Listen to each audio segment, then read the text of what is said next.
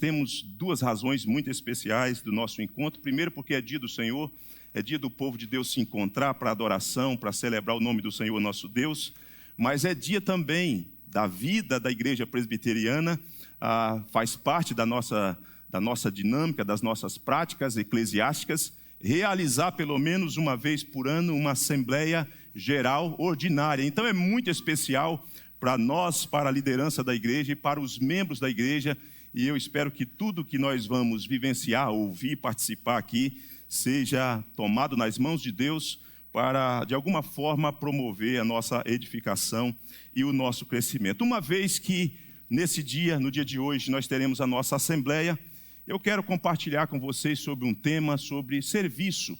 Eu quero compartilhar sobre serviço. Eu quero compartilhar com você nessa manhã sobre essa ideia do serviço, de como nós temos servido e de como nós devemos servir. O próximo ano se aproxima rapidamente. O conselho da nossa igreja tem projetos, tem expectativas, e com essas expectativas e projetos, a igreja também precisa sonhar conosco para que a gente tenha condição de, segundo a graça de Deus, fazer mais e melhor, fazer com excelência, olhando para os princípios das Escrituras. Eu queria iniciar dizendo a você algo que eu penso que você já sabe, você que tem participado da classe dos homens, você que tem participado da classe das mulheres, que tem estudado sobre santificação, sobre essa questão do ídolo, da idolatria. Eu gostaria de iniciar dizendo o seguinte: de alguma forma, todos nós estamos servindo a alguém ou alguma coisa. Todos nós, ninguém está na neutralidade. Nós estamos servindo a alguém ou a alguma coisa. Você está servindo, você não está na neutralidade, nós não estamos na neutralidade. E além disso, dessa ideia do serviço, existe um conceito que tem a ver como que as nossas volições ganham um aspecto concreto, que são as motivações. As motivações, nós servimos por motivação. E essas motivações nem sempre elas são nobres, às vezes elas estão poluídas por conta do nosso pecado, nosso coração pecador. Mas o fato é que às vezes a gente ganha esse combustível para se mover, para realizar alguma coisa. É assim que acontece com você em várias áreas da sua vida, e no serviço cristão não é diferente. Às vezes a motivação para servir pode ser por pura vaidade, pode. O púlpito pode se tornar uma vaidade do pregador, do pastor. O lecionar na escola dominical pode ganhar uma conotação de motivação, de vaidade, de transmissão de conceito. Essas coisas rondam o nosso coração. E elas, ao mesmo tempo que elas são nobres, elas acabam criando uma armadilha para nós, porque é muito sutil. Quem aqui tem mulheres que estão participando da classe aí de ídolos do coração? As mulheres, né? Os homens que participaram, né? Não é verdade? Vocês estão vendo lá, existe uma sutileza desse ídolo que está ali, ainda que invisível, tentando mover o nosso coração, e dentre as muitas possibilidades se encontra a vaidade, a busca por reconhecimento, o status e um tantão de coisa que pode acontecer, e as possibilidades, elas não param por aí. Mas, irmãos, essas coisas comprometem aquilo que Deus requer de nós. Certa feita, Deus, falando por boca do profeta Jeremias, Deus disse: maldito aquele que fizer a obra do Senhor relaxadamente. Jeremias 48, versículo 10. E quando é que isso acontece? Dentre outras possibilidades, quando nós estamos fazendo para o nosso próprio bem, pensando em nós mesmos. Isso pode acontecer individualmente, pode acontecer com o pastor, pode acontecer com os presbíteros, com os diáconos, com os professores. Isso pode acontecer com todos nós, isso pode acontecer. Nós recebemos, entretanto, muitos estímulos, por assim dizer, da parte do Senhor para servir. Eu penso que todos vocês sabem ou têm conhecimento de que Deus quer que nós o sirvamos, ok? Quantos aqui concordam? Todos nós, se não todos nós, a maioria de nós sabemos pelas Escrituras que o Senhor Deus quer que nós o sirvamos. Mas não é só uma questão de estímulo. Na verdade, nós somos encorajados pelo mandamento de Deus. Deus tem mandamentos.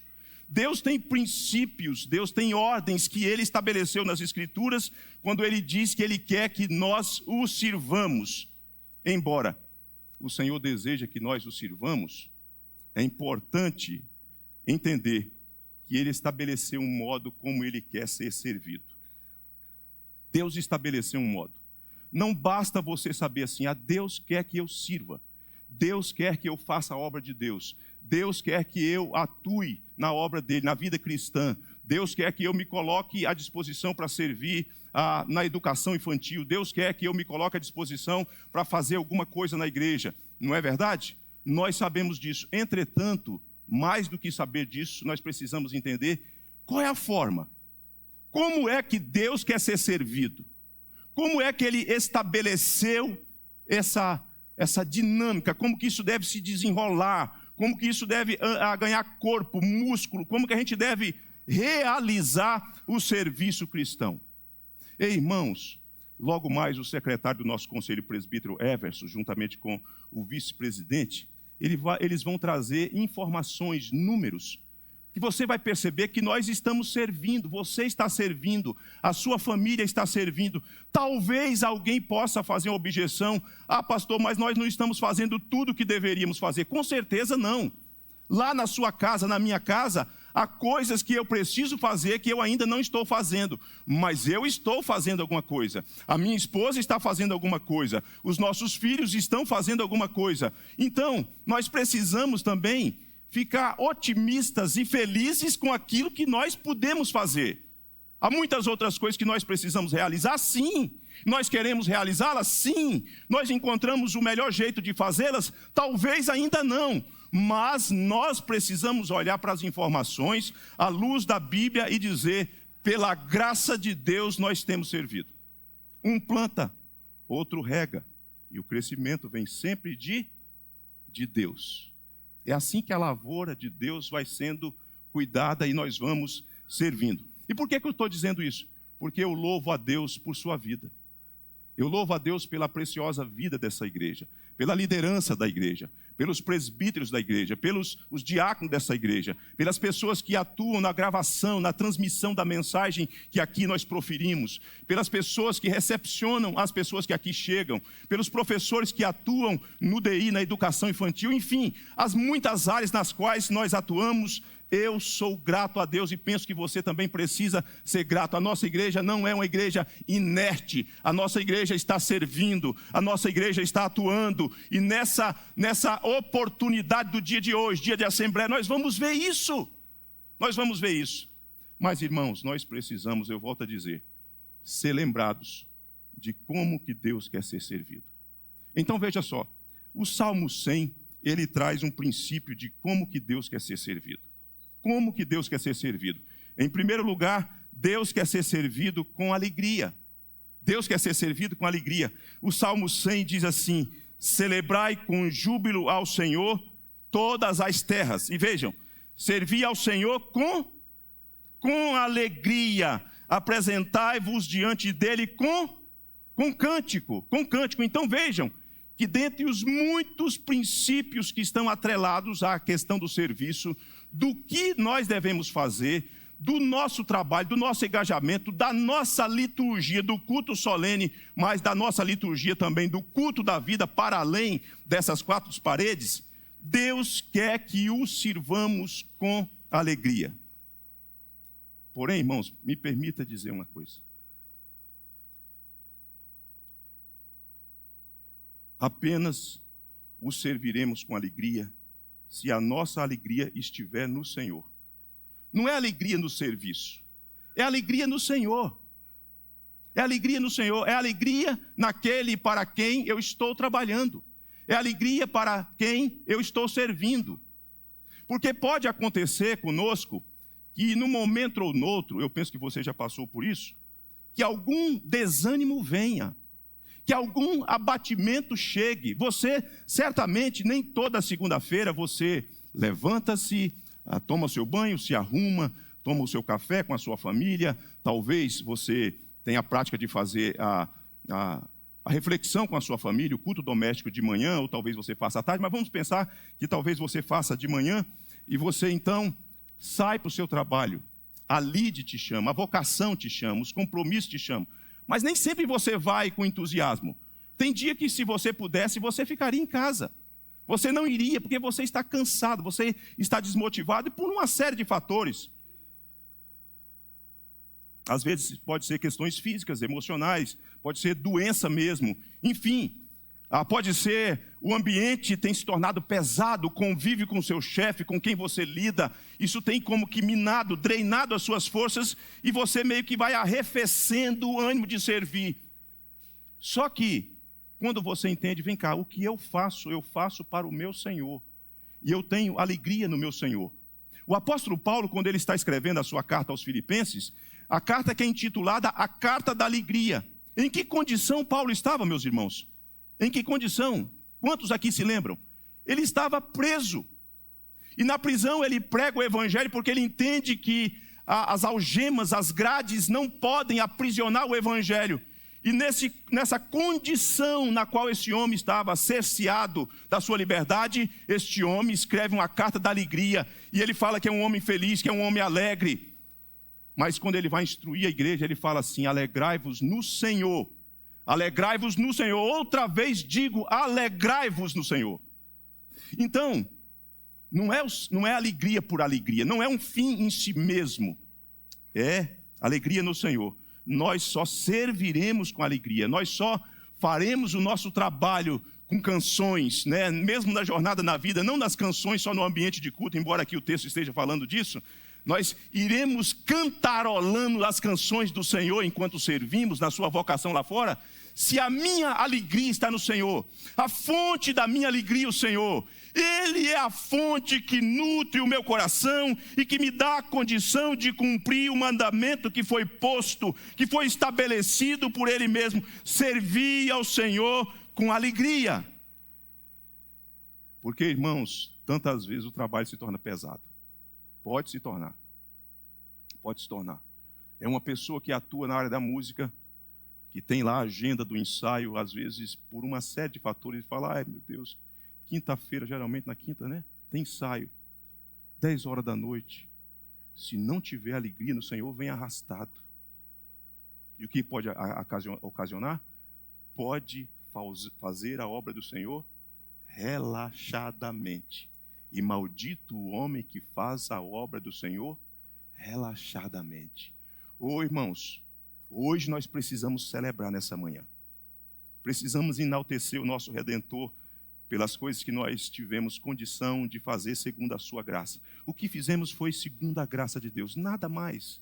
Não tem mérito nosso, não tem nenhuma expertise, uma habilidade, uma coisa extraordinária. É Deus com seu sopro renovando o nosso ânimo, nos impulsionando a fazer o trabalho. O que aconteceu, aconteceu por conta disso. Mas nós precisamos ter perspectiva de no próximo ano, com as nossas agendas, com as nossas atividades, com o programa daquilo que nós pretendemos realizar, servir com alegria. Porque a pessoa que não serve ou que não tem servido com alegria, peca contra o Senhor. Que vem pesado, pessoa com a cara amarrada, bicuda, parece que chupou um limão, você já viu? Eu estou fazendo aqui, e tem uns assim que só faz quando são nomeados pelo conselho para aquele ano, né? para aquela sociedade, para aquele ministério, mas ele, quando vai chegando no meio do ano, ele fala: não vejo a hora disso acabar. Isso é falta de alegria. Ou um presbítero ou um pastor que está na ativa, enquanto ele está ali no exercício do seu ofício, ele está servindo, ele não pode arregar, mas quando termina, quem sabe, aí ele encerra aquele período, ele fala assim: graças a Deus. E aí as pessoas falam: mas como assim? Ou o diácono, ou quem está aí servindo em tantas áreas. Queridos, precisamos abrigar esse conceito, essa ordem, e servir o Senhor com alegria. Como que Deus quer que o sirvamos? Em primeiro lugar, com alegria. Em segundo lugar, Deus quer que o sirvamos com integridade. Volte às Escrituras aí no livro de Josué. Livro de Josué, capítulo 24. Eu tenho compartilhado com os meus presbíteros, meus irmãos. Eu amo esse senso de humor encontrado no próprio Deus.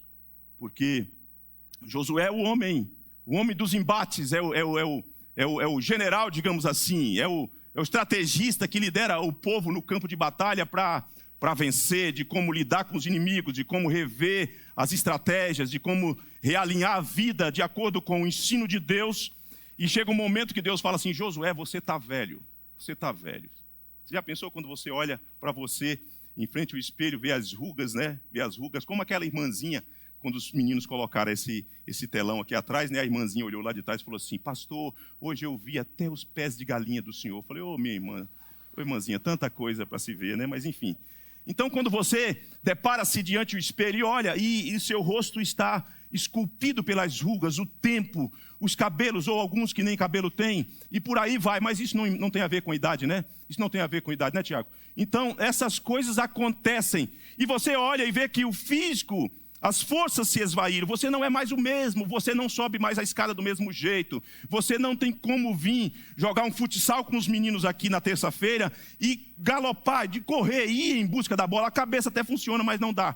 Então Josué está velho, mas Josué é um homem que tem bagagem, ele tem experiência, ele tem conteúdo, ele ganhou know-how durante esse tempo da jornada e ele pode instruir, ele deve falar ao povo. O povo está numa terra pagã, o povo saiu de uma terra pagã, dominada pela idolatria, pelos falsos deuses, e onde eles estão, tem falsos deuses. E chega nesse momento que Josué precisa convidar o povo para renovar a aliança.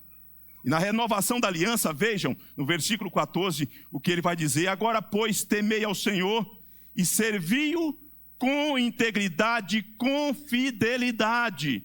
Deitai fora os deuses aos quais serviram vossos pais, da além do Eufrates, na Mesopotâmia, e no Egito, e servi ao Senhor. Ele está dizendo: olha, irmãos, agora é preciso que haja inteireza no coração. Não pode haver mais um coração dividido, fragmentado. Não sei se você já conversou com o Expedito sobre qual o atributo que ele mais admira na pessoa de Deus. Mas se você não conversou, não perguntou, eu respondo. O atributo que o Expedito mais se impressiona na pessoa de Deus é a paciência, né, Expedito? É a paciência. É a paciência. Queridos irmãos, Deus tantas vezes longânimo, né? Longânimo. No grego, a palavra longânimo é aquela ideia de paciência esticada. É como você pegasse um elástico, né? Pegasse na outra ponta e puxasse. Só que chega um momento que Deus fala assim: olha, não dá mais desse jeito. É preciso que haja uma mudança, é preciso que vocês agora removam. Eu até agora exercia paciência com vocês. E agora eu quero que vocês, diante do quadro no qual vocês se encontram, na terra que vocês receberam como herança, conforme eu prometi, eu quero que vocês me sirvam com integridade. Eu quero que vocês me sirvam com fidelidade. Eu quero que vocês lancem fora, eu quero que vocês removam da bagagem. Eu sei que na bagagem de vocês tem esses ídolos, esses falsos deuses, não os falsos deuses só da terra, não os falsos deuses que vocês, os ídolos domésticos, os ídolos familiares que foram construídos e vocês vieram trazendo na bagagem durante os 40 anos até a terra prometida, não só os do Egito, mas tem ídolos ainda que têm relação com o patriarca, com os pais do patriarca Abraão. Porque Abraão foi um idólatra. O pai da fé foi um idólatra. Deus o arrancou de lá. Então, quando ele faz menção, quando ele diz assim: deitai fora os deuses aos quais serviram vossos pais, da além do Eufrates, ele está pensando nesse tempo pregresso que antecede a vida de Abraão e tem vestígios ainda dessas idolatrias, não só dessas idolatrias, mas durante o tempo em que o povo cresceu e tornou-se uma nação no Egito. E embora Deus tenha fulminado alguns no deserto, entretanto, os filhos daqueles que tombaram no deserto ainda abrigam na bagagem esses ídolos, esses falsos deuses. Daí ele está dizendo: olha, é que é preciso que vocês temam a Deus, tenham reverência da grandeza de Deus, que vocês se comportem de acordo com a pessoa do Deus da aliança que os salvou, e vocês o sirva com integridade, com inteireza, sem fragmentações, sem brechas, sem rachaduras. Tem que ser uma dedicação de todo o coração, tem que ser com fidelidade. Agora, irmãos, servir o Senhor com integridade e fidelidade vai além de comportamento, porque às vezes a gente fica pensando em comportamento. Você já percebeu que na educação de filhos, né? Educação de filhos, os pais, está aqui a Nanda, Carlos, está aqui a Eliane, né? E tantos outros aí, né? Enfim, na educação de filhos, geralmente o que a gente faz? A gente ataca o comportamento, não é verdade? Enquanto que na verdade tem que ser tratado o coração. É claro que a gente não tem essa habilidade toda para lidar com esse negócio de coração. Esse negócio de coração é um negócio complicado, né? Mas o que é recomendado à luz da Bíblia e dos bons conselheiros cristãos, do strip da vida aí, né? Se você quer um livro, por exemplo, que lida com dificuldade com adolescente, né? A Idade da Oportunidade é um excelente livro, me ajudou bastante. E tantas outras literaturas, a questão é o coração. E como nós somos crianças mais crescidas e temos o problema também nesse coração, às vezes a gente pensa que a gente resolve a questão olhando para o comportamento, atacando o comportamento. É claro que se você ataca o comportamento, você só reprime alguma coisa, mas lá dentro não é tratado. Por isso que Deus está falando, eu quero inteireza, eu quero integridade, eu quero fidelidade. É uma coisa que vem das vísceras, que vem do coração, porque se isso acontecer, o comportamento de vocês diante de mim, diante dos povos, será um reflexo do que aconteceu no coração de vocês. É isso que vai acontecer. Servir assim, portanto, é uma questão de coração, de uma total entrega, em que não há mudança e nem variação daquilo que é para ser feito. Coração dividido impede o povo de servir com integridade e fidelidade. O profeta Elias, lidando com a apatia do povo, a imoralidade do povo, a corrupção do povo, a idolatria do povo com o Deus Baal, ele, certa feita, convoca o povo, o povo comparece, só está ele, e os profetas de Baal, tem vários homens ali representando Baal. E Elias se dirige ao povo nesses termos, está no primeiro livro dos Reis, capítulo 18, 21, ele diz assim: até quando cocheareis entre dois pensamentos? Se o Senhor é Deus, segui-o. Se é Baal, segui-o. O que Elias está dizendo é o seguinte: não dá para ficar com esse comportamento dúbio. Não dá para ficar servindo ao Senhor Deus de forma híbrida. É isso? É assim que tem acontecido com os servidores? Alguma coisa assim? Não dá, não é que você não possa servir, você está autorizado a servir desse jeito. Tá legal, né? Não dá para servir desse jeito. Vocês vêm, comparecem para me adorar, mas daqui a pouco vocês se afeiçoam aos seus amores, aos seus amantes. Não dá. É hora de servir com integridade, com fidelidade. Deitai fora os deuses. Agora, veja só. Deus é muito direto, ele fala assim: porém, se vos parecer mal servir ao Senhor, escolhei hoje a quem sirvais. A quem serviram aos vossos pais. A quem sirvais, se os deuses a quem serviram vossos pais, que estavam da além do Eufrates, ou aos deuses dos amorreus, em cuja terra habitais. Então vocês escolham. O que não pode é ficar mais com esse coração dividido. Irmãos, essa possibilidade da gente abrigar e trazer na bagagem os nossos deuses que acabam rivalizando com o Senhor é muito grande. E o pior é que é muito sutil, a gente tem dificuldade de identificar. Eu falo isso e às vezes eu corro o risco de ser interpretado mal. Até a instituição na qual nós servimos pode se tornar o nosso falso Deus e a gente começar a pensar que está servindo a Deus, mas nós estamos cocheando entre dois pensamentos. Eu li essa semana, fiquei chocado, né, com a fala do Tim Keller, de um livro que muitos irmãos aqui já leram, né, Os Falsos Deuses, muitos irmãos. Carlos já tinha recomendado, Ana Luísa já tinha recomendado, falando que é uma leitura maravilhosa. E aí eu tomei a decisão de lê-lo, E aproveitei nessa viagemzinha que eu fiz a Vitória e falei assim, uma paradazinha aqui no aeroporto, né? Aí eu leio o livro. E de fato. E aí Tim Keller fala assim, a gente coloca até a doutrina como um Deus falso. Eu falei, que isso? Eu fiquei chocado. Porque às vezes a gente não sabemos quais são os limites daquilo que é instrução, que é tão bom para alimentar intelecto, corrigir rota, mudar, e de repente aquilo vai ganhando uma conotação de divindade e nós ficamos girando em torno dela, enquanto que Deus está falando assim, não sou eu, isso é conceito teológico, doutrinário, é importante, é bom, mas não deve ocupar o meu lugar. Quando nós fazemos isso, e de tantas outras possibilidades, nós não estaremos servindo ao Senhor com integridade, com fidelidade, conforme o Senhor quer que nós o sirvamos. João, escrevendo a sua carta, ele diz assim que Jesus é advogado, ok? Certo? Quantos aqui se lembram? Jesus é advogado, é o melhor. Você acha que o Senhor Jesus, se você fala assim, eu preciso de um advogado, o melhor, aí o Senhor Jesus lhe é apresentado, e você então pega a sua causa, mas você pensa assim, eu acho que ele precisa de uma equipe de advogados para auxiliá-lo, para elaborar a peça. Você acha que o Senhor Jesus aceitaria? Não, ele não aceita.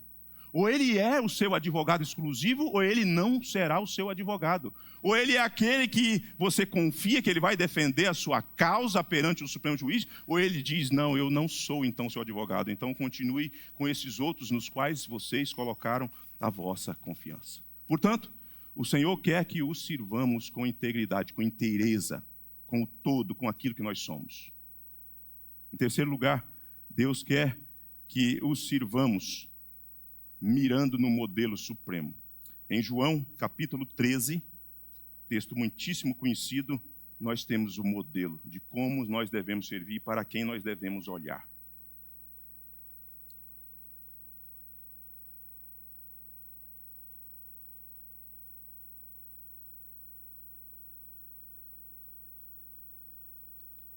Alguém está ligando aqui, não sei se é um crente pedindo para terminar o sermão, ou se é alguém.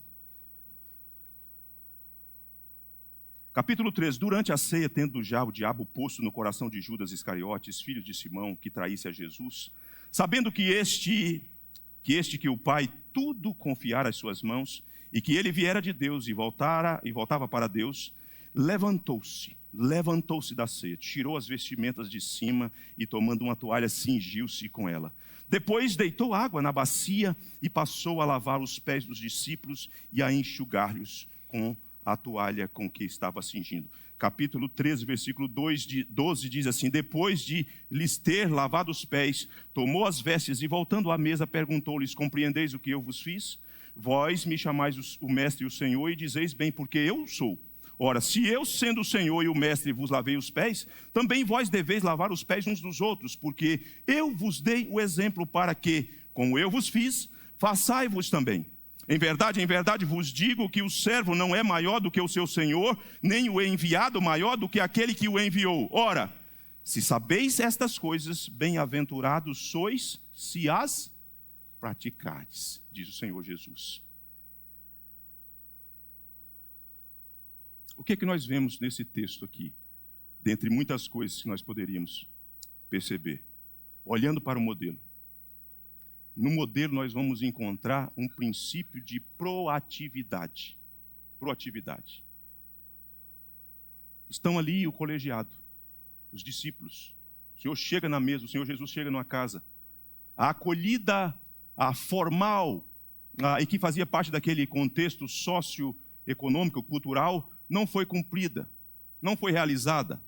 Se recebia alguém na sua casa, você deveria recebê-lo com abraço, com ósculos santos, e você deveria ter alguém ali para lavar os pés. A pessoa veio da caminhada, então a pessoa vai entrar, vai tomar uma refeição, vai se assentar à mesa, e os pés ficarão virados uns para os outros. Então não faz parte da etiqueta, não poderia o sujeito estar ali com os pés lameados, empoeirados. Então alguém tinha que cumprir, só que ninguém fez, ninguém cumpriu com a formalidade, e os discípulos também não tomaram iniciativa. Entretanto, Deus que veio O Deus que se tornou um de nós, o Deus que se tornou servo e foi obediente até a morte de cruz, ele percebendo que não há iniciativa, não há movimento de ninguém, o que ele faz? Ele cingiu-se, pegou a toalha, pegou os instrumentos apropriados, pegou a bacia, agacha-se e um discípulo, cada qual por sua vez, e ele lava os pés dos discípulos, esfregam com suas mãos, passa os dedos entre os dedos dos discípulos, pés empoeirados, unhas encardidas, pretas, escuras. Irmãos, o modelo, o Senhor Jesus, é aquele que nos fornece o princípio da proatividade. Às vezes, tem pessoas que estão imbuídas do exercício, da execução do serviço. É ela mesma, não tem como outra pessoa fazer. Mas, às vezes, você está ali por perto e você pode tomar a iniciativa de fazer. Isso é vida cristã. Isso é imitar o Senhor Jesus. Ele fala, vocês compreenderam o que eu vos fiz? Eu sendo o mestre, eu sendo o Senhor, vocês dizem isso, que eu sou o mestre e Senhor, e de fato vocês têm razão, eu sou mesmo. E vocês são servos, então vocês imitem o servo, imitem o mestre, imitem o Senhor. Eu vos dei o exemplo. Não preciso esperar. Venceu o meu tempo, o meu mandato de diaconato. Agora sim, agora eu sento e não faço mais nada. Aí chega, talvez por alguma razão, um diácono não está no plantão, ou foi atender uma demanda nos nossos ambientes de culto, da estrutura, talvez teve que correr ali para atender alguma coisa. Aí o cara está ali, ele vê, ou quem quer que seja, e não faz nada.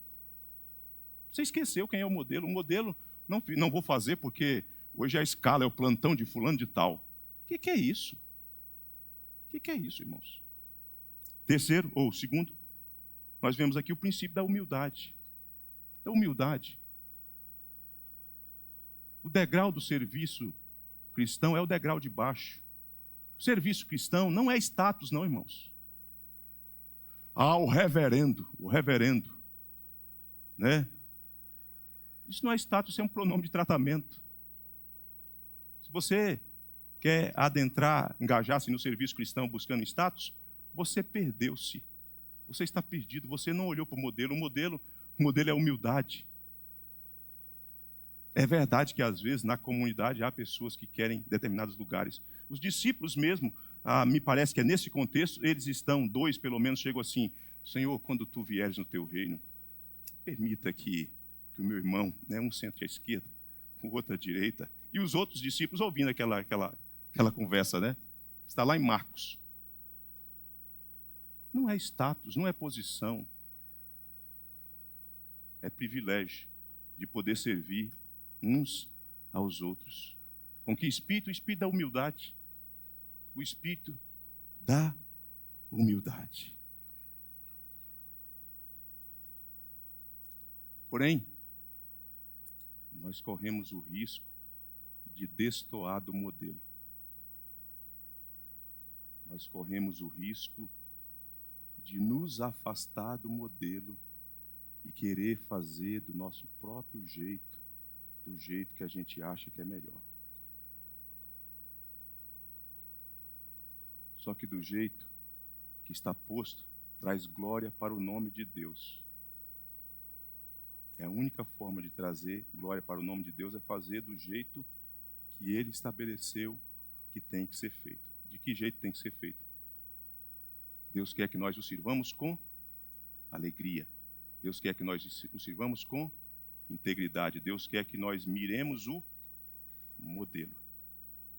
Agora, se você e eu não tem servido da forma como é para servir, então, nessa manhã, nós temos a oportunidade de reconhecer diante de Deus, falar, Senhor, eu não tenho servido como eu deveria servir.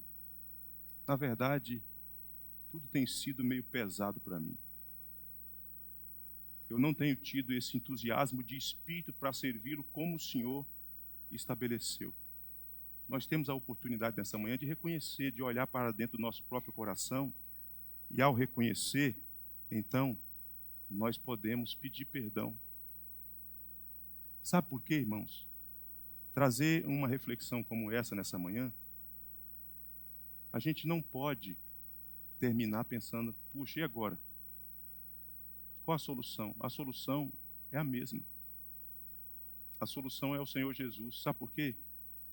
Porque se o Senhor Jesus morreu por aqueles pecados que nós classificamos como intoleráveis, Ele morreu também pela nossa falta de alegria. Ele morreu também pela nossa apatia. Ele morreu também pela nossa indiferença.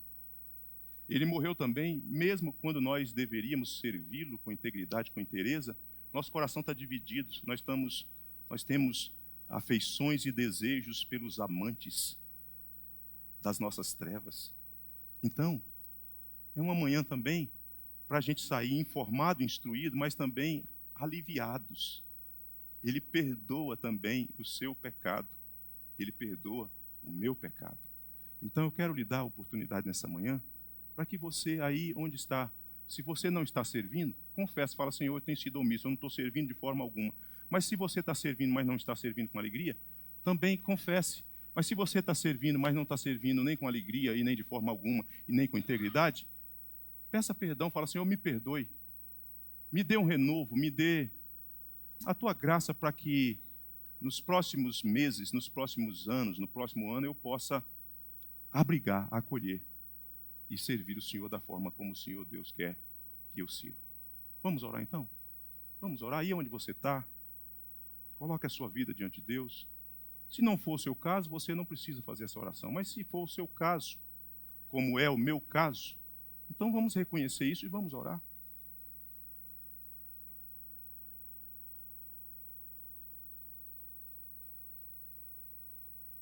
Bendito Deus e Pai,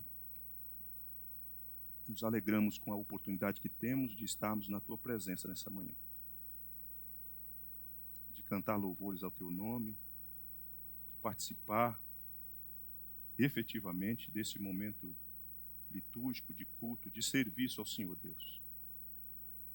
Te louvamos porque o Senhor está aqui neste lugar.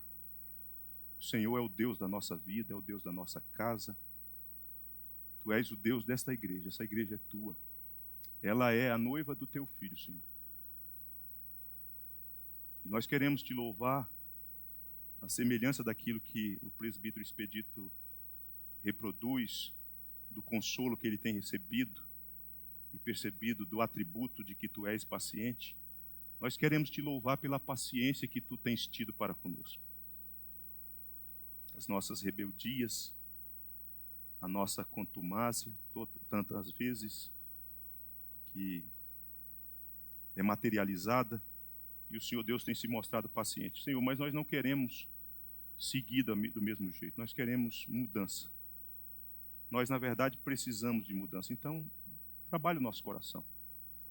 Nos ajude a identificar aquelas divindades, aqueles deuses que nós temos construído e dado para eles um lugar no altar do nosso coração.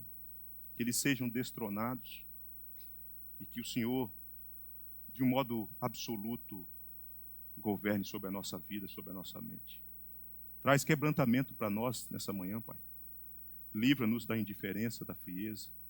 Se porventura há escamas nos nossos olhos que têm impedido-nos de ver o que nós precisamos ver, que têm impedido-nos de contemplar as maravilhas da Tua lei, por favor, abra os nossos olhos e nos dê a bênção da sensibilidade, injeta em nós um renovo espiritual para que nós tenhamos condição de servir com alegria, com integridade, e que jamais nos esqueçamos que nós temos um modelo para o qual nós devemos olhar e fazer de acordo com aquilo que está posto.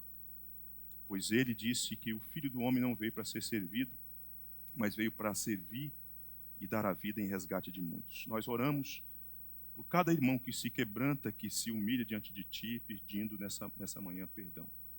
Nós rogamos ao Senhor essas bênçãos e somos gratos porque Tu és perdoador, Tu nos contemplas nessa manhã com perdão e nós oramos, portanto, com gratidão em o nome do Senhor Jesus.